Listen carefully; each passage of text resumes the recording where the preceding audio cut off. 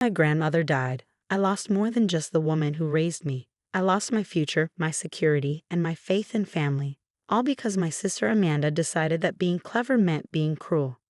I was in the garden when it happened, tending to Grandma Eleanor's prize roses. She taught me everything about them, which varieties needed more water, how to prune just right, when to cover them before frost. While Amanda was off at law school, living the high life on Grandma's money, I had stayed close to home, helping care for the woman who'd taken us in after our parents' accident. The roses look beautiful, Kate. My Aunt Susan's voice made me jump. She stood at the garden gate, her eyes red from crying. She's gone, sweetheart. About an hour ago.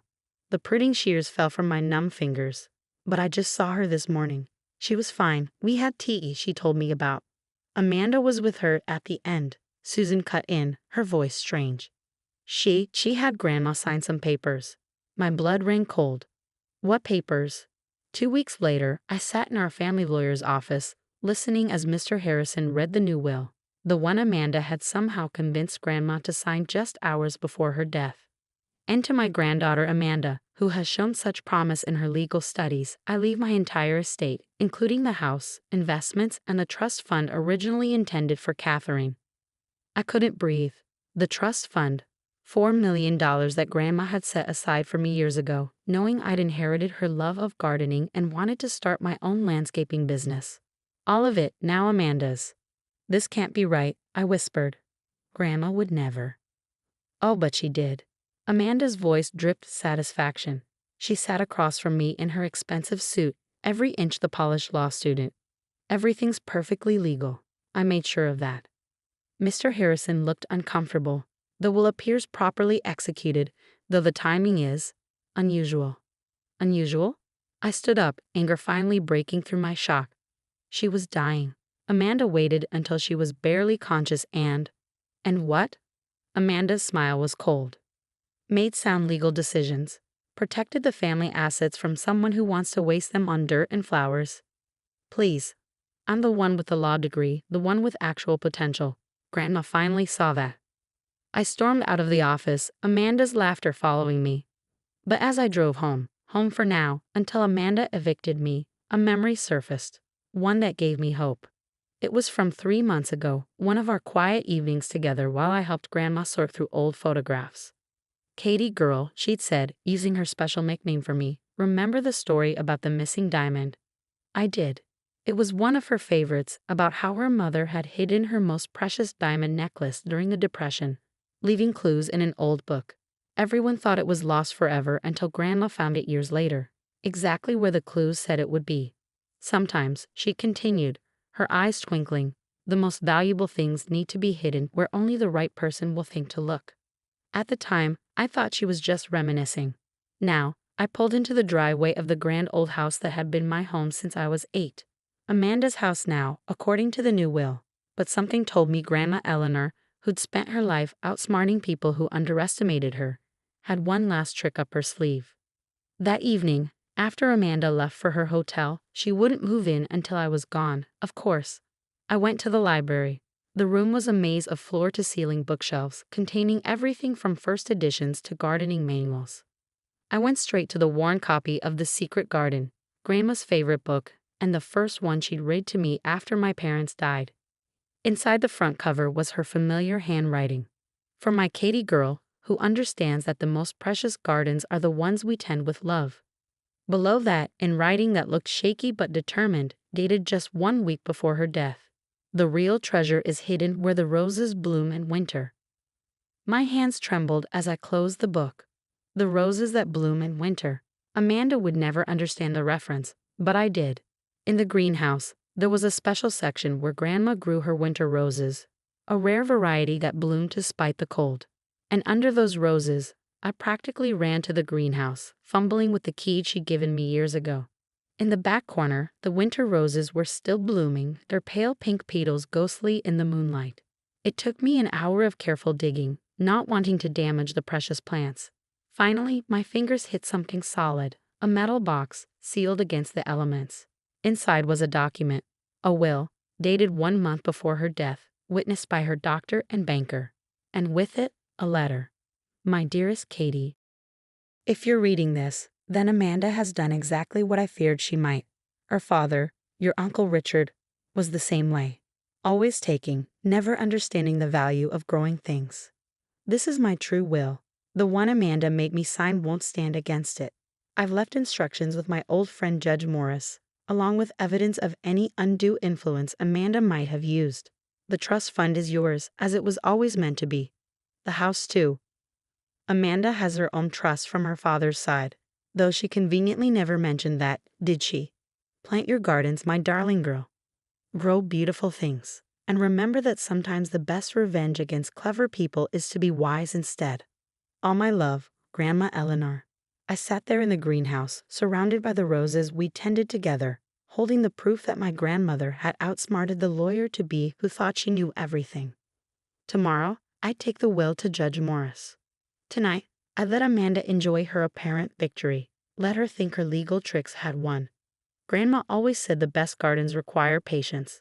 Sometimes justice does too. I carefully replaced the earth around the winter roses, making sure they were settled properly. As I worked, I could almost hear Grandma's voice. Remember, Katie girl, roses have thorns for a reason. Sometimes the most delicate things are also the best at defending themselves. She'd known Amanda would try something like this, and she prepared. Not with legal tricks or deft manipulation, but with wisdom and love and trust in the granddaughter who understood her best. Tomorrow would change everything. But tonight, I had the roses, the real will, and the knowledge that Grandma's last act had been to protect not just me, but the values she'd spent her life teaching me. Amanda thought being clever meant knowing the law. But Grandma had taught me that true wisdom means knowing people's hearts. And in the end, that wisdom had proven stronger than all my sister's legal tricks. I locked up the greenhouse, the metal box secure in my bag. In her hotel room across town, Amanda was probably celebrating her victory, imagining all the ways she'd spend her stolen inheritance. Let her celebrate. The best victories are the ones you never see coming. The next morning, I arrived at Judge Morris's chambers clutching both the metal box and a bouquet of winter roses. His secretary's eyes widened when I gave my name. Miss Catherine, the judge has been expecting you. He said to send you in immediately if you ever came. Judge Morris was exactly as Grandma had described him, tall, distinguished, with kind eyes behind wire-rimmed glasses. He stood as I entered, looking at the roses with understanding. Eleanor's winter roses, he said softly. So you found it. I placed the metal box on his desk. You knew? He nodded, settling back into his chair. Your grandmother came to me a month before she passed. She knew Amanda was planning something. The new trust fund documents your sister had been reviewing for her. They were a red flag. He opened the box, examining the will and accompanying documents. Eleanor was no fool. She kept detailed records of every conversation with Amanda over the past year. The subtle pressure, the manipulative suggestions, the convenient legal advice about changing her will. Will it be enough? I asked. To invalidate the deathbed will? Judge Morris smiled. More than enough. But Eleanor wanted to wait to let Amanda show her true colors first. She said, and I quote, sometimes you have to let the weeds grow tall enough to pull them out by the roots. 2 hours later, I sat in the main conference room of Harrison and Associates, watching Amanda stride in with her usual confident smirk. Her new designer handbag probably cost more than my car, no doubt purchased with what she thought was her new inheritance. Really, Kate, she sighed, seeing me. More legal challenges? I thought I explained this clearly. The will is ironclad. Is it? Judge Morris's voice made her spin around. He stood in the doorway, holding the metal box. Perhaps we should discuss the actual ironclad will, the one your grandmother prepared when she was of sound mind and body, not hours from death. Amanda's face went pale. What is this? Mr. Harrison cleared his throat. Amanda, you might want to sit down for this. The next hour was a masterclass in justice. Judge Morris methodically went through every document, the real will, Grandma's detailed records of Amanda's manipulation, statements from the doctor about her mental state in her final hours. This is ridiculous, Amanda interrupted, but her voice shook. That will isn't valid. I made sure. She stopped, realizing what she just admitted. Made sure of what? Judge Morris asked mildly. That your grandmother was too weak to resist when you pressured her to sign a new will. The one you had prepared in advance, just waiting for the right moment. I deserve that inheritance, Amanda shouted, her polished facade cracking. I'm the one with the law degree, the one with real plans. Kate just wants to play in the dirt like some glorified gardener. Your grandmother, Judge Morris said firmly, wanted her estate used to create beautiful things, not fund a lifestyle of manipulation and greed. She chose Catherine because she saw in her the same values she held dear. This isn't over, Amanda snarled, grabbing her designer bag. I'll fight this. You'll what? I finally spoke. Use your legal knowledge. The knowledge you use to manipulate a dying woman. By the way, Grandma knew about your other trust fund. The one from Uncle Richard. Amanda froze. How did she? She had better lawyers than you, Judge Morris smiled. Ones with ethics. That trust fund is quite substantial, isn't it? More than enough to fund your real plans without stealing from your sister. Watching Amanda's face, I finally understood what Grandma had meant about letting weeds grow tall enough to pull out either roots. My sister had revealed exactly who she was, and now she couldn't hide it anymore. The next few weeks were a whirlwind of legal proceedings. Amanda's deathbed will was invalidated. The real will was verified and executed. And my sister, well, she did what she'd always done when things didn't go her way. She ran. Last I heard, she'd taken a job at a corporate law firm in Chicago, probably plotting her next clever scheme. But she'd lost more than just the inheritance. She'd lost any claim to Grandma's legacy, the house, the gardens, the respect of everyone who'd known Eleanor Mills. I stood in the greenhouse, tending to the winter roses that had protected Grandma's real will. The trust fund was being transferred to my accounts.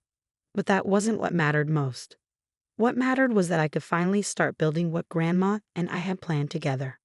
The landscaping business would focus on creating sustainable gardens, teaching people to grow beautiful things even in unlikely places, like winter roses blooming despite the cold. Miss Catherine, my new assistant Sarah poked her head in. The contractors are here to discuss the education center plans. I smiled, remembering Grandma's vision, using part of the estate to create a place where children could learn about gardening, about patience, about helping things grow. Tell them I'll be right there, just finishing up with the roses. As I gathered my tools, I spotted something carved into the greenhouse wall, hidden behind a climbing vine. Grandma's handwriting. For my Katie girl, remember that the most valuable things we grow are not the flowers themselves, but the wisdom to nurture them, the patience to wait for them, and the love to share them. Never let the clever people make you doubt your kind of wisdom. I touched the words gently. Amanda had thought she was so smart, using legal tricks to steal what she wanted. But Grandma had understood a deeper truth, that real wealth isn't just about money. It's about values, about growing things that last, about leaving the world more beautiful than you found it. The contractors were waiting to help me build something new, something that would honor Grandma's legacy in a way Amanda's legal schemes never could. Sometimes the best revenge isn't just proving someone wrong. It's proving yourself right. I locked up the greenhouse, patting the winter roses one last time. They'd done their job, protecting Grandma's real will until the right moment. Now it was my turn to protect her legacy, to grow it into something even more beautiful. Amanda had wanted to take everything, thinking that cleverness was enough. But Grandma had known better. She trusted that wisdom, patience, and love would win in the end. And as always, Grandma had been right. 1 year after finding Grandma's real will, I stood in the transformed backyard of the estate, watching as dozens of children planted their first seeds in the new learning gardens. The Eleanor Mills Garden Education Center was everything Grandma and I had dreamed of, and more. Miss Kate. 7-year-old Tommy ran up, his hands covered in soil. My sunflower is taller than Billy's. Remember what we learned about gardening? I knelt beside him. It's not about being better than someone else's flower. It's about helping your own grow strong. He nodded seriously. Like your grandma's winter roses? Exactly like that. The winter roses had become something of a legend among the students. I propagated them carefully, creating a special section where they bloomed year-round, reminding me daily of Grandma's wisdom. Sarah approached, tablet in hand.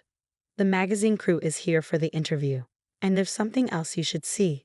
She handed me her tablet, open to a legal news website. The headline made my stomach clench. Rising star attorney disbarred for ethical violations. The photo showed Amanda being escorted from her Chicago law office, clutching her designer bag like a shield. According to the article, she'd been caught falsifying documents in a major corporate case, the same trick she tried to use with Grandma's will, but this time with less success. Her firm is pressing charges, Sarah added quietly. They're saying this wasn't her first offense. I handed back the tablet, feeling a complex mix of emotions. Part of me was sad for my sister, whose cleverness had finally outsmarted itself. But another part remembered her smirk as she tried to steal my inheritance, her contempt for everything Grandma valued. Miss Kate. Tommy tugged my sleeve. Can we water the roses now? Of course, sweetie. The roses always come first. But life has a way of bringing things full circle. 3 days later, I found Amanda sitting on the front steps of the estate, looking nothing like the polished lawyer who tried to steal my inheritance. Her designer clothes were wrinkled, her makeup smeared. Come to gloat? She asked bitterly. Actually, I'm here to tend the gardens. You know, playing in the dirt as you called it. She flinched. I lost everything, Kate. My job, my reputation, my future. Like you tried to take everything from me. That was different. I had plans, ambitions. And I didn't. I gestured at the thriving education center, the new greenhouses, the lines of children eagerly learning about nature. This was my ambition, Amanda, creating something that helps things grow, including people. I need help, she whispered. Money, a place to stay. I'm your sister. I looked at her for a long moment, remembering Grandma's words about wisdom versus cleverness. You're right, you are my sister, which is why I'm going to help you, but not the way you want. What do you mean? There's a position open here. Assistant gardener, working with the children's program. Room and board included, modest salary. Hard work, dirty hands, and a chance to learn what Grandma tried to teach us both. You want me to be your gardener? She sounded horrified. I'm a lawyer, or I was. No, I want you to learn what real growth looks like, to understand why Grandma chose me to carry on her legacy. Take it or leave it. She stared at the ground for a long time. Finally, in a voice barely above a whisper, when do I start? The next few months were interesting. Amanda struggled with the physical work, complained about the early mornings, and initially treated the children like annoying obstacles. But gradually, something changed. I found her one evening in the winter rose section, carefully removing dead leaves from the plants. They're so delicate, she said, not looking at me. But strong too. I never understood before. What Grandma saw in them. What she saw in you. Amanda's hands stilled on the roses. I thought being clever was enough. That knowing the law meant I could take whatever I wanted. But watching you here, seeing what you've built. It's what we've built, I corrected her. Grandma's legacy. She finally turned to face me, eyes shining with tears. I found this. She pulled a folded paper from her pocket, in one of Grandma's old books. It was a photo of us as children before our parents' accident. Amanda and I were in Grandma's garden, both covered in mud, laughing as we planted marigolds. We were both gardeners once, I said softly. Think I could be one again. I handed her a pair of pruning shears. Winter roses need careful handling. Want to learn? As I taught my sister the proper way to tend the roses that had saved her from her own worst instincts, I thought about Grandma's final lesson. Sometimes the things we try to take by force only come to us when we're ready to nurture them instead. Amanda had wanted to steal an inheritance. Instead, she was finally inheriting what really mattered, the wisdom to help things grow. The children started calling her Miss Mandy, delighting in teaching her what they'd learned about patience, care, and the joy of seeing something bloom against the